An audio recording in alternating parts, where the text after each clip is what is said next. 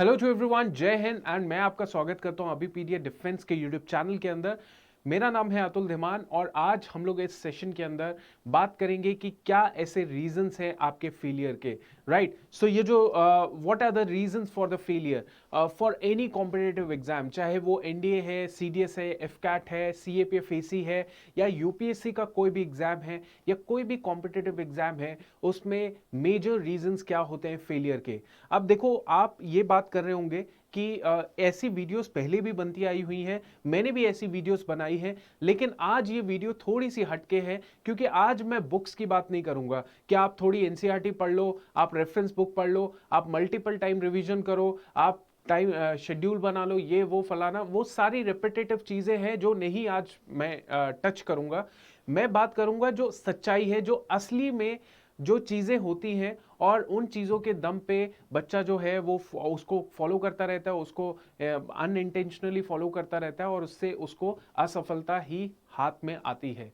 और ये चीज़ें हैं जो मैं आज आपको बताने वाला हूँ। बहुत इंटरेस्टिंग वीडियो है, बहुत इंपॉर्टेंट है और मुझे नहीं लगता कि इसमें से कोई भी ऐसी चीज़ जिसको आप रिलेट ना कर पाओ, जिसको आप, क्योंकि आप में से बहुत सारे स्टूडेंट होंगे, ऑलमोस्ट 99.9% का स्टूडेंट, 99.9% स्टूडेंट होगा जो किसी ना किसी एग्जाम में आज बैठा होगा या उसने पहले दिया होगा एग्जाम या वहां पे असफलता हुई होगी। तो ऐसे 99.9% स्टूडेंट होगा, 0.1% होगा जिसने आज तक कोई कॉम्पिटिटिव एग्जाम नहीं दिया, लेकिन वो भी देख रहा है इस वीडियो को क्योंकि उसने आगे जाके एग्जाम देना है।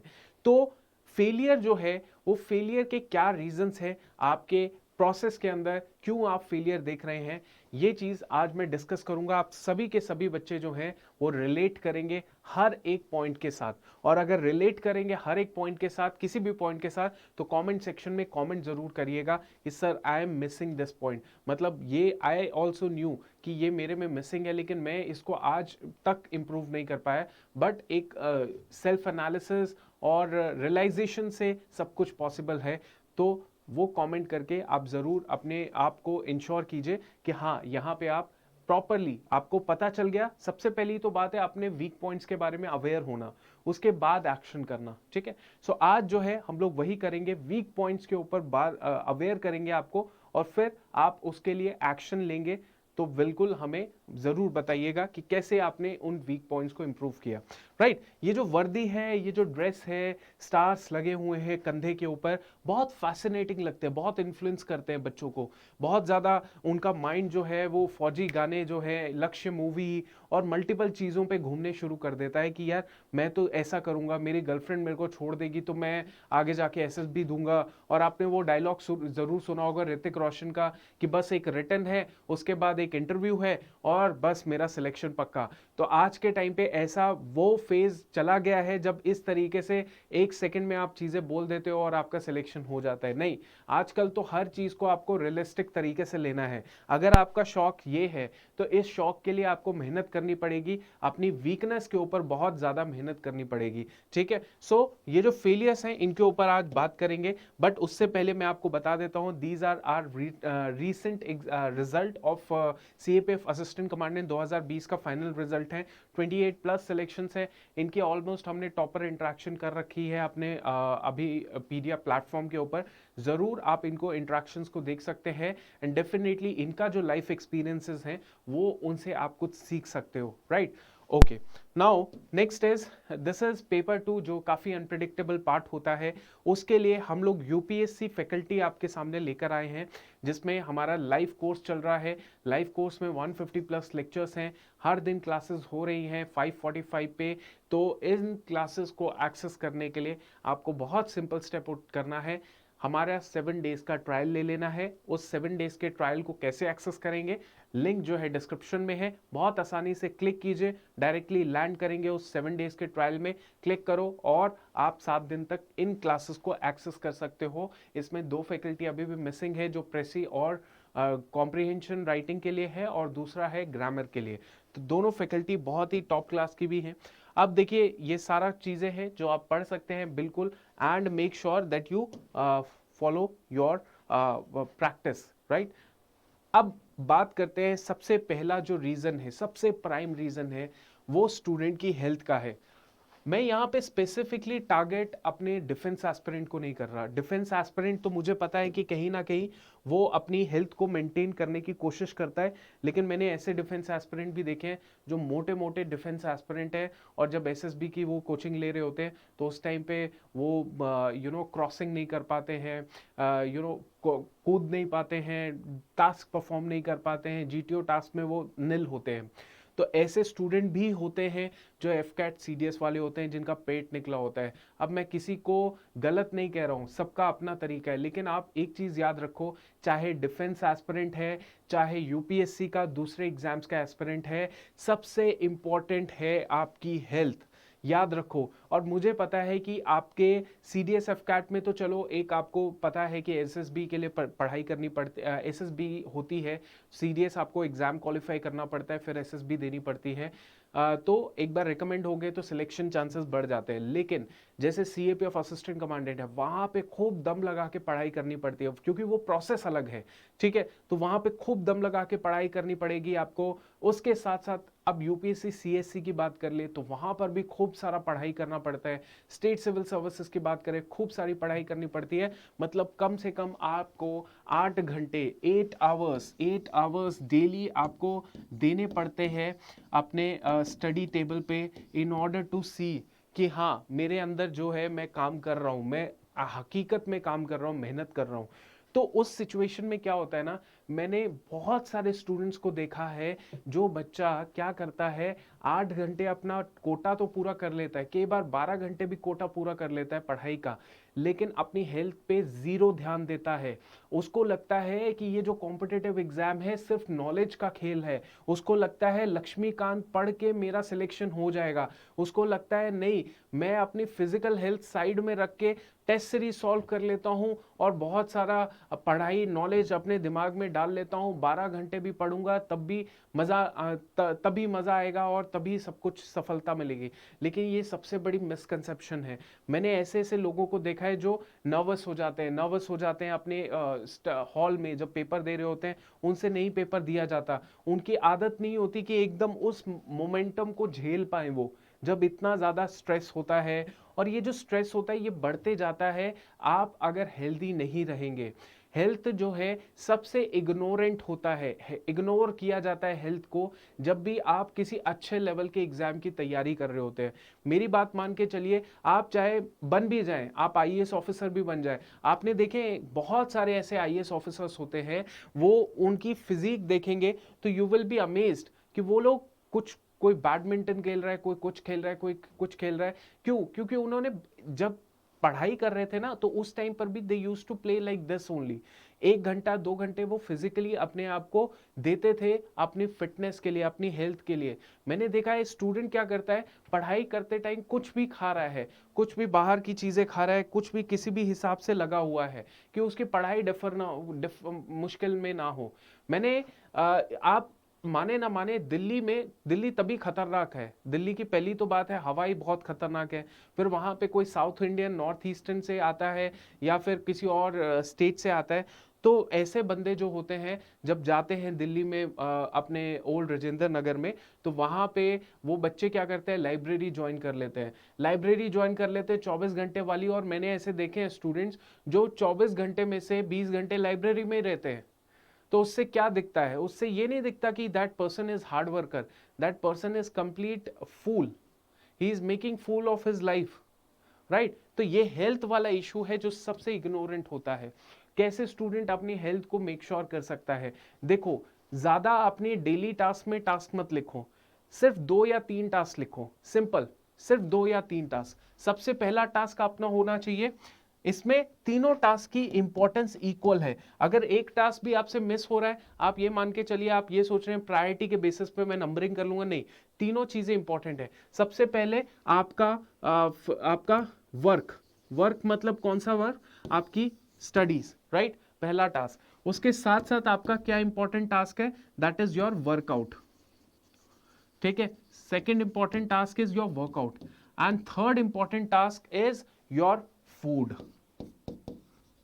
समझ आ गया? तो वर्क मतलब आपकी पढ़ाई, 8 घंटा बहुत तसल्ली से पढ़ाई कीजिए। उसके बाद उसके साथ साथ वर्कआउट के लिए टाइम दो। कम से कम 1 घंटा वर्कआउट के लिए टाइम दो। इस 1 घंटे में 60 मिनट होते हैं, 60 मिनट से 40 मिनट अपना जो हाई इंटेंसिटी वर्कआउट है वो करो, और 20 मिनट्स मेडिटेशन करो। मेडिटेशन करोगे तो अपना जो आपका सबकॉन्शियस लेवल है वो इम्प्रूव होगा, और फिजिकल वर्कआउट करोगे तो ऑब्वियसली आपकी हेल्थ इंप्रूव होगी, जो फिजिकल हेल्थ है। इसके बाद आपका ये जो फूड है, इसके ऊपर ये भी आपका टास्क होना चाहिए। समझ के चलो, टास्क मतलब साफ खाना है, क्लीन फूड खाना है, ज्यादा तेल वाली चीजें नहीं खानी, ज्यादा स्वादिष्ट चीजें नहीं खानी, ज्यादा नमक वाली चीनी वाली चीजें नहीं खानी, राइट? तो ये भी आपका टास्क है। डेली ये 3 टास्क करने हैं, बहुत सिंपल, बहुत ज्यादा मुश्किल करना ही नहीं है कुछ। 3 लिख लिया, डेट लिख लिया, उसके बाद ये लिख लो वर्क कर दिया, कंप्लीट कर दिया। वर्कआउट आज मैंने कंप्लीट किया, फूड मैंने आज क्लीन खाया, लिमिटेड खाया, और जो है ज्यादा मिर्च मसाले वाला नहीं खाया। ये 3 चीजें हैं जो आप डेली फॉलो करोगे, you will see a lot of improvement in your physical and mental health, और इससे एफिशिएंसी भी आएगी। दूसरा रीजन क्या होता है फेलियर का? दूसरा रीजन होता है कि लोग जो होते हैं ना, बड़ा कोशिश करते हैं। जैसे मैंने भी टॉपर टॉक रखी, मैं भी टॉपर टॉक जब मैं इंटरेक्शन करता था तो उस टाइम पे मैं स्टूडेंट की तरफ से बहुत सवाल पूछता था। तो स्टूडेंट क्या पूछ रहा है? यही पूछ रहा है कि भैया ये क्यों फेल हो गए थे अपने फर्स्ट 2 अटेम्प्ट में, ये क्यों फेल हो गए थे अपने फर्स्ट अटेम्प्ट में, थर्ड अटेम्प्ट, फोर्थ अटेम्प्ट में। तो लोग जो है ना, जो भी स्टूडेंट एस्पायरिंग स्टूडेंट है, वो काफी ज्यादा कोशिश करता है कि दूसरों की मिस्टेक्स को जो है वो समझे, अंडरस्टैंड करे, which is a very good practice, which is a very good practice, कि आप दूसरे की मिस्टेक से समझो कि आपने वो मिस्टेक नहीं करनी। लेकिन प्रॉब्लम ये है कि स्टूडेंट वो जो मिस्टेक होती है उससे दूर हटने की जगह उसको अनइंटेंशनली खुद ही फॉलो करते जाता है, अनइंटेंशनली खुद ही सोच रहा है कि उसने खुद वो दोबारा मिस्टेक्स कमिट कर दी। जैसे फॉर एग्जांपल, एक स्टूडेंट है जिसने थर्ड अटेम्प्ट में अपने सीएपीएफ पेपर 2 सीएपीएफ क्लियर किया। तो उसने पहले 2 अटेम्प्ट में ये रीजन दिया कि मैं क्यों क्लियर नहीं कर पाया, reason being lack of revision. ठीक है, मैंने रिवीजन ज्यादा किया नहीं। दूसरा, मैंने सोशल मीडिया में काफी ज्यादा एक्टिव था इस वजह से। ठीक है, तीसरा, मेरी फिजिकल हेल्थ ठीक नहीं थी। चौथा, कोई और रीजन। तो अब मुझे ये बताओ, ये 4 रीजन पता चल गए कि उस स्टूडेंट के फेलियर्स का ये 4 रीजन थे। क्या आप इन 4 रीजंस को मेक श्योर कर सकते हो कि ये फॉलो मैं नहीं करूं, ये मिस्टेक्स में दोबारा मैं कमिट ना करूं? ऐसा नहीं होता। स्टूडेंट बस मिस्टेक्स को समझ लेता है कि दूसरा स्टूडेंट ये मिस्टेक कर रहा था इसलिए फेल हुआ, लेकिन खुद जो है वो मिस्टेक्स को नहीं करने के लिए वो अनसक्सेसफुल हो जाता है, वो नहीं कर पाता। कि हाँ, वो मिस्टेक्स जो है वो फॉलो उनको फॉलो करने की जगह वो अनइंटेंशनली फॉलो कर रहा है उसको, मिस्टेक्स को। ठीक है, सो आप जो है ये कोशिश कीजिए कि दूसरों की मिस्टेक्स को सीखिए, उसको प्रैक्टिस करने से बचिए, उसको मेक श्योर कर दीजिए कि हाँ, अगर ये स्टूडेंट को सोशल मीडिया देख के दिक्कत आई और ये फेल हो गया, मैं वो चीज नहीं करूंगा। कितने टाइम के लिए? जितने टाइम तक मेरा एग्जाम क्वालिफाई नहीं होता। इस स्टूडेंट को प्रॉब्लम थी रिवीजन में, इसने रिवीजन नहीं किया, मैं रिवीजन इस बार बहुत अच्छे से करने वाला हूं, क्योंकि रिवीजन नहीं करेंगे तो फेलियर का कारण बन सकता है। ठीक है, अब ये दूसरी मिस्टेक है। तीसरी मिस्टेक है, जो सबसे बड़ी मिस्टेक है, स्टूडेंट जो है वो टॉपर्स की इंटरेक्शन देखता है, उससे जो चीजें सीखने वाली हैं वो सीखता नहीं है।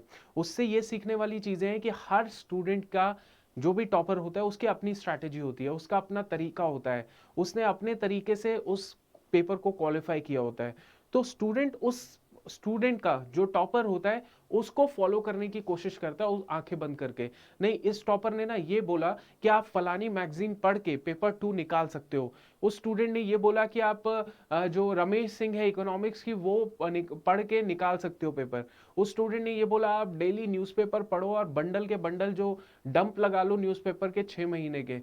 तो उस स्टूडेंट, मैं भी यही करूंगा। नहीं, देखो, इस सिचुएशन में आप सेल्फ इंट्रोस्पेक्शन है जो मिस करते हो। मतलब खुद के बारे में जानना, खुद के बारे में एनालाइज करना कि क्या मैं न्यूज़पेपर पढ़ने के लायक हूं, क्या मुझे 1-2 घंटे अपने न्यूज़पेपर में देने पड़ेंगे, क्या वो न्यूज़पेपर पढ़ने के बाद मैं उसको रिटेन कर पाता हूं, क्या मैं वो सारे इश्यूज जो न्यूज़पेपर में चल रहे हैं उनको मैं लिख सकता हूं 2 महीने 3 महीने बाद, क्या मुझे बार बार रिवाइज करना पड़ेगा?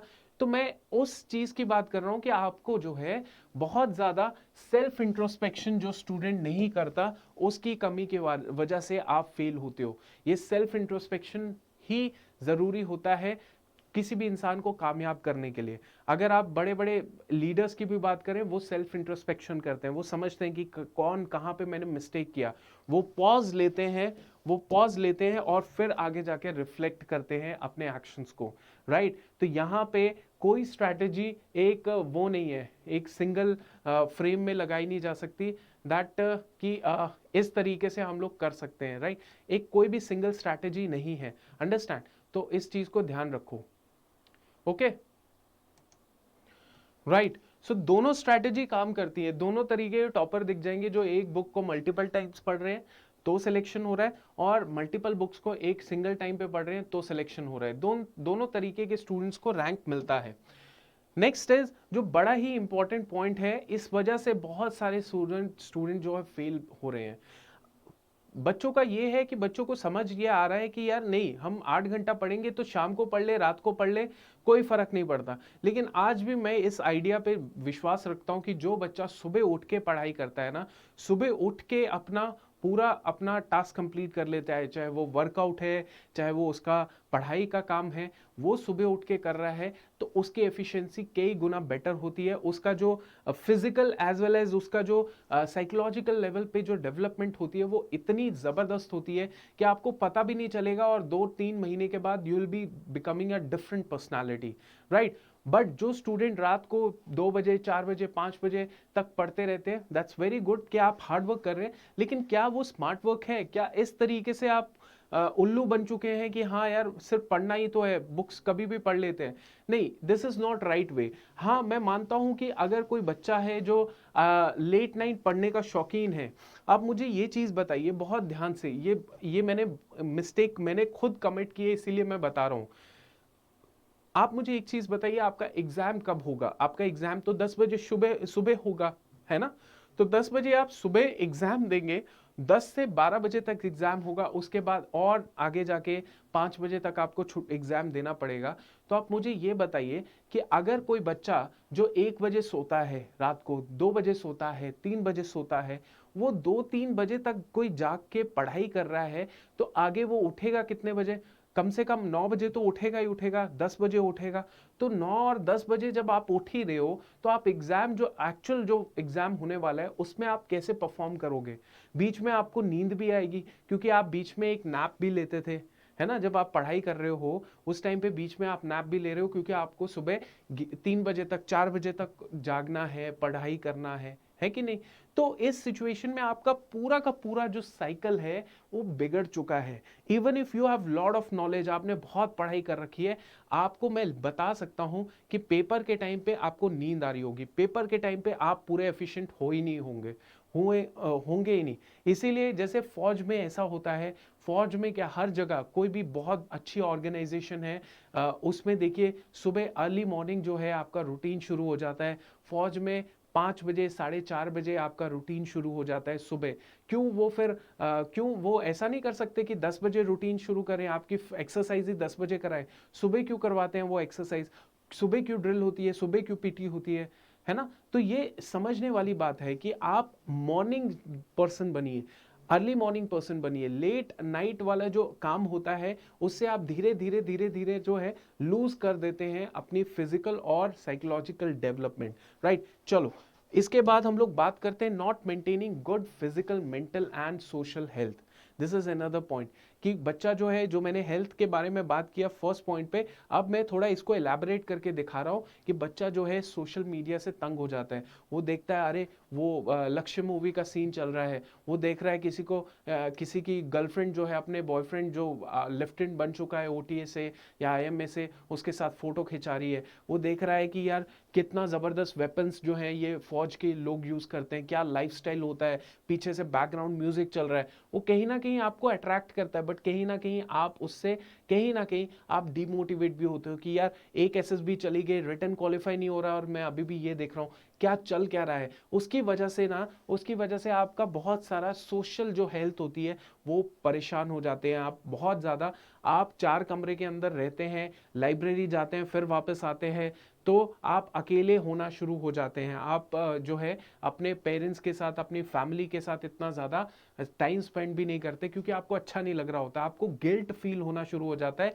कि यार मैंने रिटर्न क्वालिफाई नहीं किया, मैंने इस बार मैं 12 एसएसबी दे चुका हूँ, मैं 6 बार रिटर्न दे चुका हूँ, पेपर सिर्फ एक बार क्वालिफाई हुआ। ये खुद अंदर जो है वो गिल्ट आना शुरू हो जाता है, और आप फिर धीरे धीरे धीरे धीरे सोसाइटी से कटना शुरू हो जाते हैं। उससे कई कई बार क्या होता है, आपका नेगेटिव जो डेवलपमेंट है वो शुरू हो जाती है, आप सब नेगेटिव चीज में चलना शुरू हो जाते हैं। इससे बहुत ज्यादा बच्चा जो है फेल होने के उसके चांसेस बढ़ जाते हैं। इवन इफ उसने बहुत पढ़ाई की होती है, फिर भी उसको पॉजिटिव रिजल्ट नहीं आता, चाहे एग्जाम कोई निचले स्तर का भी हो, उधर भी वो फेल हो जाता है।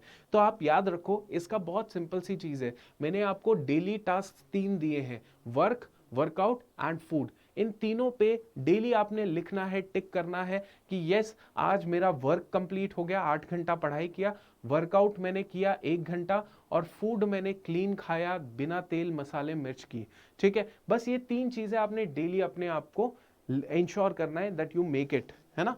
इसके बाद हम लोग बात करते हैं एक्सटर्नल मोटिवेशन की। मतलब हम लोग ये देखते हैं, जैसे मैंने अभी एग्जांपल भी दिया सोशल मीडिया का या इस वीडियो का, जहां पे आप देखते हैं कि बहुत सारे अच्छे अच्छे फौज के ड्रेसेस दिख रही हैं, सैल्यूट मारते हुए सोल्जर्स दिख रहे हैं, ये वो फलाना, ये सब एक्सटर्नल मोटिवेशन है। आपके इंटरनल मोटिवेशन ही आपको ड्राइव करेगी इस लक्ष्य को पाने के लिए। I am telling you this fact. So आपको इंटरनल मोटिवेटेड होना है।